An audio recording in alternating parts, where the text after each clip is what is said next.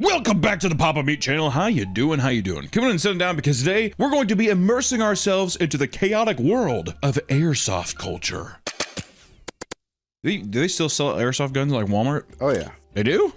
Back in the day, that's where I got my airsoft gun. Many kids grow up with a partial interest in firearms, whether it's because of Call of Duty or John Wick movies, alien blasters, loud thing go pop and boom, it makes you go, whoa, guns are cool. That's usually what kids say. Not all of them, that's what some say. Of course, a large chunk of these people will go their whole lives without ever actually shooting a real firearm. But how about the next best thing? Airsoft is a recreational activity that allows you to do the next best thing, detailed military simulation using replica firearms. I would say, do you think airsoft is catty corner, at least, to paintball? Airsoft, for people that don't know, it's a little BB gun. Little plastic beads. But when I would do it, we would like pretend that, I don't know, you're gangsters or something, my friend's backyard or whatever, right? And then your dad fucking yells at you because he's like, what are all these beads? And they freak out. Okay, who hit my windshield? Who hit my windshield? It'd be like that. But now it's, I would say the main content around airsoft that I've seen a lot recently is like military stuff in that way. I used to love when I was younger. This is like maybe 10 plus years ago. There's an airsoft guy who was like, he's like this Russian dude and he was like a sniper, but he put a camera on his sniper scope so you could see the bead go. And this was like really early on. So you're like, holy shit. And he talked about all these different things, but it was as if it was real combat. Actually, it's very funny. You just see the little bead go and and they do like a little Call of Duty hit marker. And just, hit. Or sit there and it's like, guy won't, cheater refuses to die. She keeps hitting him. And the guy's like, wasn't that like the criticism of airsoft? Is that like if you're like padded up, you can't feel it? Well, yeah, that's why people are like, don't wear a lot of clothing. But some of these guns are like strong.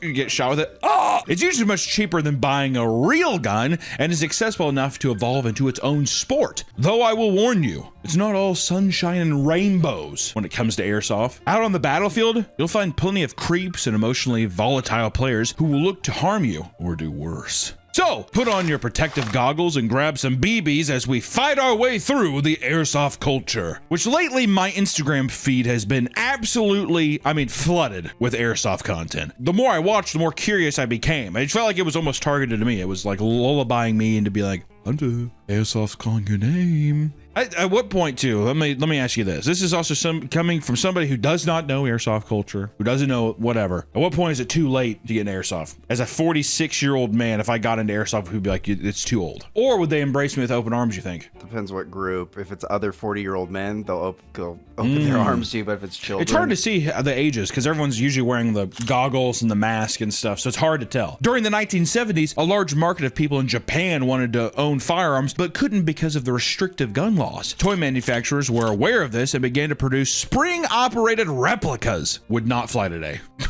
Or you better hope to God there's a goddamn orange tip on it or something bad's gonna happen. These new toys instantly blew up and became super popular throughout the Asias. One of the first companies to begin mass producing them was Tokyo Marui, known for its innovative battery-operated guns. While the boom was happening, Ichiro Nagata, a Japanese gun enthusiast, created the first soft air gun, which used a mixture of Freon and silicone oil to shoot pressurized BBs. From there, airsoft was born. It spread across the world for the next 2 decades. Around the same time that airsoft gained popularity, its direct competitor, paintball, emerged. And over the years, as the rivalry grew, airsoft has remained a popular hobby for gun enthusiasts, while paintball is either extremely competitive or it's for your 8-year-old's birthday. Hey, just wanted to take a quick second to thank our favorite sponsor that we do on this channel, Gamersubs, and give them a shout out because we have the best flavor they've ever put out. Are you low on energy? Do you like tasty beverages? Then consider getting raw meat right now. If we get enough of these bad boys in your hands, we get to put them in cans and put them in stores, making it easier, colder, crispier, more tasty for you to consume. And oh baby, is it good. Also, does your dick get hard over anime girls? I got shakers for that.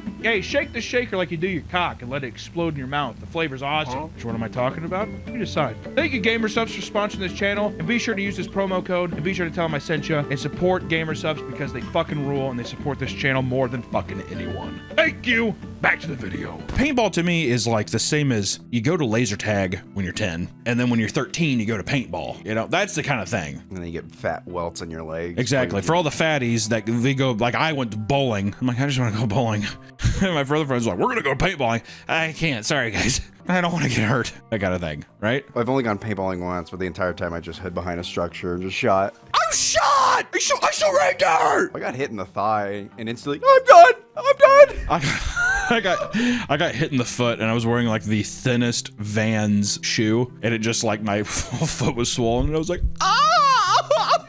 And I think I almost cried for my friends. It was a whole, and I was like, no, I tripped, I sprained my ankle. And they were like, dude, you got shot in the foot. And I was like, no, I tripped, I sprained my ankle. Trying to play it off. Not only is it cheaper to play overall, with guns and supplies costing very little, it's also far less messy. Additionally, the authentic designs of the guns appeal to a much broader audience, enabling people to act out lifelike scenarios, which I think that's the biggest difference with airsoft and paintball, is that paintball is its own gun, whatever, but I think gun enthusiasts who are into like military style stuff, or like they like the way guns look, I think are more drawn to airsoft because of that, because you get to like kit it up as if it is something real that you maybe see in a video game or a movie or something like that. There are multiple ways to arm yourself, from cheap, modest spring-loaded pistols to electric-powered rifles with hyper-realistic blowback and absurd fire rates. And in some cases, higher-end guns can cost thousands of dollars, which they do kit them up. And also, in a way, I'm like, they gotta be careful with some of these, man. It'd be so easy for someone to be like, that's a real gun. They should make ones that shoot out real cases. Dude, that was my favorite. There was a Nerf shotgun.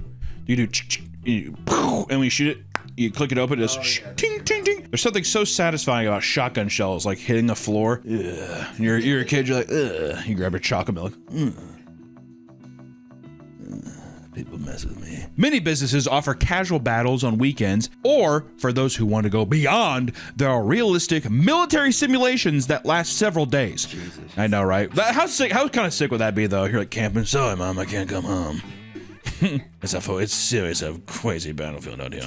Some events cater to those who want long, hyper-realistic battles to have their own detailed narrative. For example, American Milsim has been around since 2011, putting together battles that last well over 40 hours within abandoned fields and cities, which I'll tell you, it sounds kind of cool. That's kind of sick. Also, too, like, who the business idea for that? We should just do that. We should have people camp out overnight and shoot each other with BB guns. It's gonna be a landmine. It's been a gold mine. Other events, like one held in Germany over an abandoned Soviet airfield, had 5,000 players fighting each other over the course of 3 days, where they were expected to cook, camp, and survive on their own. You weren't just fighting against passionate hobbyists. Often, you'll find actual veterans tearing up the field. Of course, if you can put a gun in your hand, a veteran will go there. You know what I mean? If there's some kind of military thing, they will find their way. It's like Field of Dreams. Build it, and they will come. I'm picturing it's like veterans who haven't seen combat. Yeah. So they want the thrill. Yeah, I imagine there's I maybe if it was playing out like a movie, it'd be the guy who like definitely didn't serve, whatever. He's just like, yeah, this takes me back. And everyone's like, you did not serve any time. He's like, yeah, pretty much, but that's. If I could go back in time. It goes without saying, but people dedicated to airsoft can be some of the most competitive and aggressive players of any hobby on the planet. That is why many believe that airsoft is only for World War II obsessed teens or middle-aged men trying to relive their glory days after getting kicked out of boot camp. But in fact, it's actually a diverse group of people who come from multiple walks of life. Bronies and furries, for example, are some of the largest demographics of airsoft enthusiasts. Did you know that? I didn't. Both fandoms regularly host events where players storm rugged battlefields, blasting each other in full fursuits and other brony attire, which I will say, if you're in a big fursuit, you ain't feeling those BBs. Well, that's probably why I like paintball, so you can actually see the thing. But I'd love to do like a fucking... like freak out. I'm shot! Mark! Oh my god, it's just my guts! You know, like every war film, there's always some guy with his guts out. Oh god! See, I want to go on that deal. No, just being like, I want to go into a simulator. I kind of stopped there, and I was just like looking at I think I looked through 7 past lives of wars I've been in. Is it all kind of, is it fucked up at all that people simulate war in that way? Do you think there's any kind of psychological effect it has of being like, you know what I mean? I think it could be, depending on the person and situation. Like if they enjoy like, you know, putting like hostages and shooting them. Well, yeah. But you can say that about anything. What if I told you some people use airsoft guns to fulfill their sexual fantasies? Wouldn't be a Papa Meat video without it. One man takes to an online airsoft community to ask what the safest airsoft specs are for letting his mistress shoot him in the ass and the back with an airsoft gun. I was picturing like she put it in what I thought immediately was he's sitting there and he's just like, okay, easy, just shoot it quick. It's like, big hard bone or whatever. They're just shooting his totem pole. How funny, how sick would that be? Your partner sitting there and she's all like nude in the back. Scope on your dick. Hits the underside of your shaft. Ah! Oh! Yes! Direct hit. Keep going. Man, not down. You got to keep tapping it. Enemy at the gates or whatever. I feel like getting shot in the balls by a sniper BB would be very unpleasant. I was terrified of metal BBs because my uncle was like, yeah, when I was a kid, I got shot in the nose, still have the BB. And then he would like move it around in his nose. Was it actually in his nose still? Yeah, what the fuck? That was like, never got it removed. I thought you were going to say just the Christmas Story thing. I feel like everybody got traumatized as a kid by the Christmas Story movie. Oh, that no. You'll shoot your eye out. My brother got shot in the eye, point blank with an airsoft. Why? They were playing, and then his buddy like went up behind him and was like, get on your knees. And he was like taking him hostage, and he was like right up in his face, and he says the safety was on, but then he Safety's on. but then he pulled, and luckily my brother closed his eye. But I was there when it happened. I just remember him screaming, and I sprinted to my parents. And he was like, Mom, Dad, David's his eye shot out. David's blind. And then like my parents were just sitting there. I was like, what the fuck are you doing? Do something. But luckily he didn't lose his eyes. I'm being flooded with so many memories. We used to do all this shit in the back of my friend's house, like in a neighborhood. So there was a fence around it, and it would be like a thing if you'd be like, pew, pew. And my friend would cut these swords out of wood with like a bandsaw, and they're all like blades from that game Onimusha. So you'd be sitting there, and he's just like, like spinning around, acting like he's sucking up souls and shit. Baby's flying around. Dude, I hit you. No, I did. I hit you. Take me back. There are indeed women in the airsoft community. I know. It's crazy. But there's an issue of them being overly sexualized due to their small numbers and the type of person you'd expect to populate a sport like this. There are numerous examples of strange airsoft erotica stories posted online by men that fill the void of their absence in the field. This feels fake to me. Like if guys posting this kind of stories, yeah, I totally got my fucking dick sucked by this super hot chick. Oh really? What's her name? She just like a nomad. She just left. I don't even know her name. It's a fantasy. They probably saw one woman there. There's like a grandma dropping off her 52-year-old son. He's like, whoa, smoke show. Hey, Linda. She's like, what? 52-year-old guy's like locking hello with all of his beads. Lay off my mom, Jericho. I don't know why, but Jericho. What a great name, dude. I don't think I've ever met a kid named Jericho. That's gonna be my son's name. Next time I have a son, Jericho. Daughter, Jericho. At first glance, airsoft can look pretty goddamn cool to newcomers, but be careful, because the average player is only a few wrong moves away from being indescribably cringe. There's a constant argument within the airsoft community, and it's that there are too many people taking things too seriously. It is the biggest complaint that we found within the actual airsoft community itself, of people being like, we're supposed to enjoy this, right? And everyone's like, no, this is life or death, motherfucker. It's that kind of thing. And in some cases, you'll find grown men screaming at teenagers who are new to the sport and simply trying to get accustomed to the new environment. What the fuck you doing, bro? When you're at a gun range, let's say, like I used to do clay pigeon shooting a lot. When you're done shooting, you put your gun towards the ground because you do not wave your gun around, right? That is that's like a shotgun. Even if there's not a shell in it, it's customary to do it to where your barrel's always pointed down, right? Whatever. Some of these videos, it's like airsoft guys being like, gun down! It's like, I was just checking something, just checking my battery. No! Like treating it like it's like a real rifle. Which, don't get me wrong, you don't want people just shooting off and hitting somebody's eye, but still, this isn't indicative of the entire community, but can be an incredible eyesore to those who just want to engage in some lighthearted fun, right? You just want to play with your buddies. Nope, not to some. There are tons of posts online detailing people's disappointing airsoft experiences. Many times, they're complaining about encounters where players are role-playing as the ultimate badass while decked out in excessive and impractical gear. This is why I blame I almost said what is it? The Expendables. I blame that. I blame John Wick. People are like, it is main character syndrome. Yeah, Rambo, all that stuff. I blame all of those. Despite the stereotypical badass military attire, they find that a lot of these players spend their time endlessly complaining about rules and calling people cheaters. According to one enthusiast, he encountered an insufferable player that dual-wielded Berettas, calling one of them chaos and the other control. That is so sick. It's so This is chaos, and this is control. Welcome to your fucking nightmare.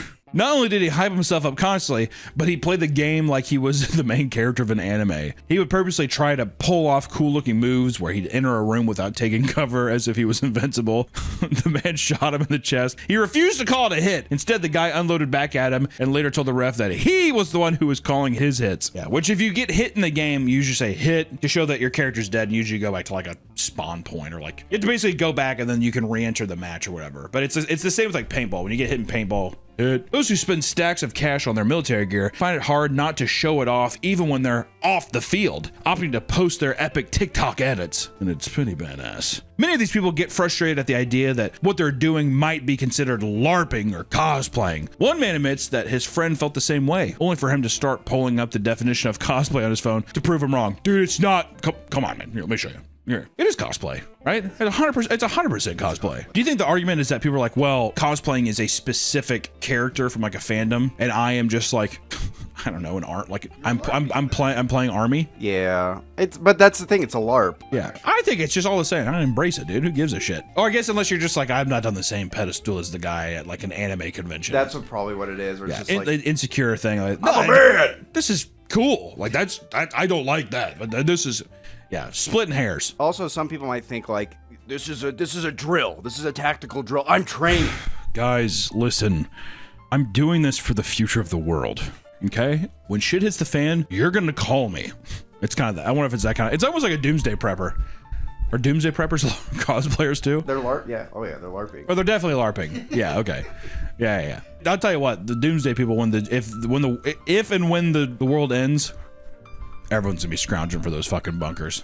And they're gonna say, no. What's worse is that some people try and make TikToks to fight back against people who make fun of Airsoft, often looking no different than the people in anime outfits dancing for the camera, right? So they're being like, listen, God, like they're fully decked out and they're like, I'm not an anime character, all right? So stop comparing me, that kind of thing. I'm a lot cooler than that. There's nothing wrong with being a little cringe. I think everybody is. Everybody's a little fucking cringe. Everybody's got their thing, so long as you aren't feverishly trying to combat it. Right? If you're sitting there and you're just like, I'm cool. I'm a cool guy. That's what I think it comes off as bad. If you're just like, I do like Airsoft. What are people gonna say? Are they gonna be like, oh, you can't, fuck them. I don't know. Some in the community could care less about looking cool, going so far as to mod their airsoft guns in the most obnoxious ways. Like one man who modded his pink assault rifle covered in hentai stickers to make anime moaning and ooh sounds whenever it fires. Which I just got to say, that's a guy that's just like, this one's for me. This one's for me.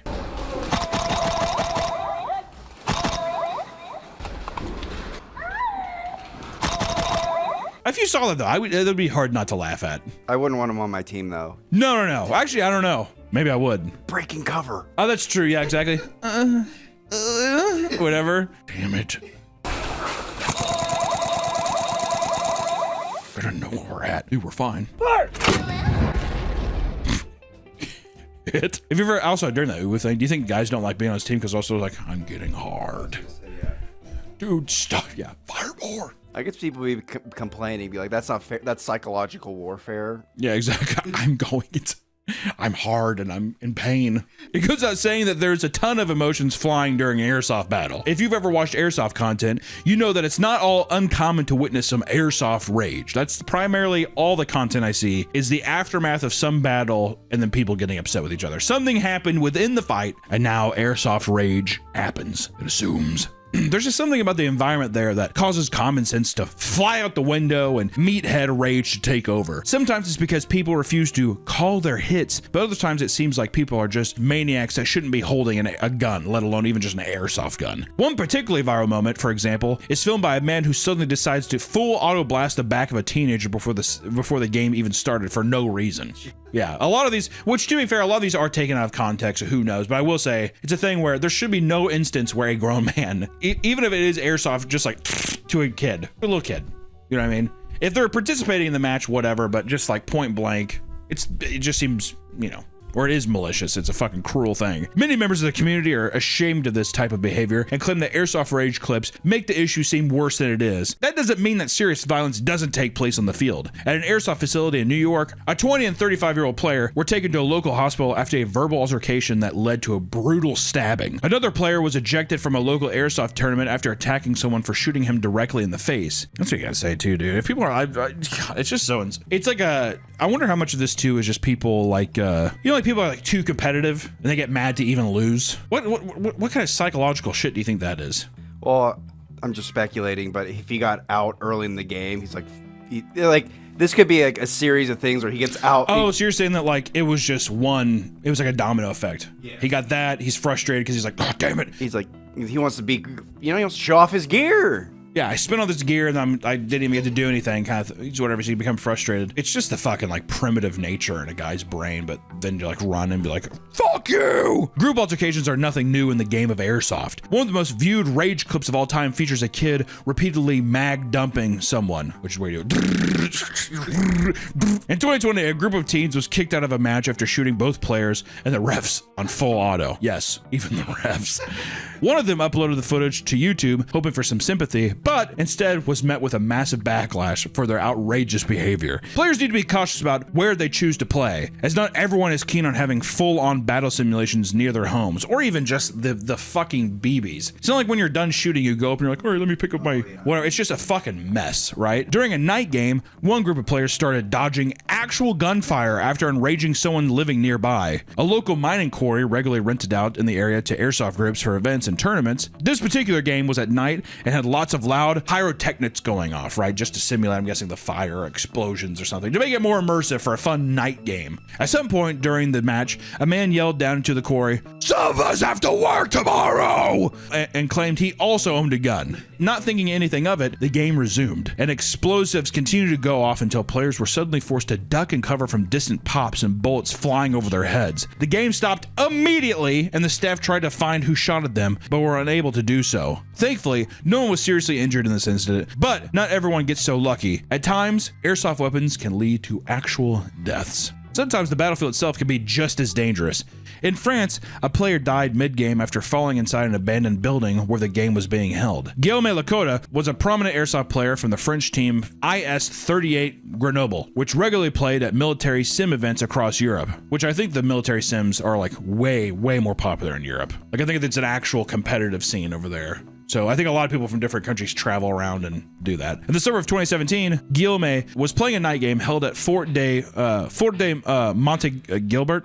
I'm probably mispronouncing all this shit, I'm sorry. But it was built in 1870s, and the fort now hosts events and is a popular tourist destination, but was crumbling due to years of neglect. People are just using it to play around, they're not actually maintaining it at all. Sometime during his match, he was crossing a wooden plank that stretched over an elevator shaft, and he lost his balance and fell 4 stories. The 60-player match came to a halt as people rushed to his aid, but it was too late. And as soon as he hit the ground, he died on impact. Police interviewed all the players and determined that it was just a tragic accident, and since then, the fort is no longer accessible to the public. One of the main selling points of Airsoft is the realistic appearance and features of the guns. Though they are toys, over 300 people have died from Airsoft-related shootings since 2021, which, yeah. Well, I mean, just people, the thing too is like, what might be a toy to you, on hindsight, to other people, I mean, you just never fucking know, man, whatever. Also, even the guy at the quarry, let's say, he's going around there, he sees people shooting. It could be friends hanging out behind their house, whatever, on a guy's property, and they see people with guns. There's just all these like fucking terrible tragedies that can happen just because from a distance it looks like a real thing. Who could have guessed that testosterone-filled military simulation nerds would ruin what is supposed to be a fun sport? Some people might try to fight you or induct you into their weird fetish, but know that there are hundreds of groups out there that are completely normal and safe. If you plan on getting into airsoft, make sure you know what you're doing and follow all the rules, because even the cheapest airsoft gun can do some real damage. And also too, enjoy your military sims and have fun with people, but for the love of God, be careful and just plan this stuff. I don't know. It's just a dangerous world out there. Be careful. My God. I'd probably just do paintball. At least it doesn't explode. I guess you still have the ruins. It doesn't fucking matter. I don't know. The safer option is just pretend. Bang, got you. Pretend with your friends and then, in your 40s. Bang, I hit you. No, you didn't. No, you didn't. Yeah, exactly. All right, that's our video today, guys. We'll see you in the next one. Bye-bye.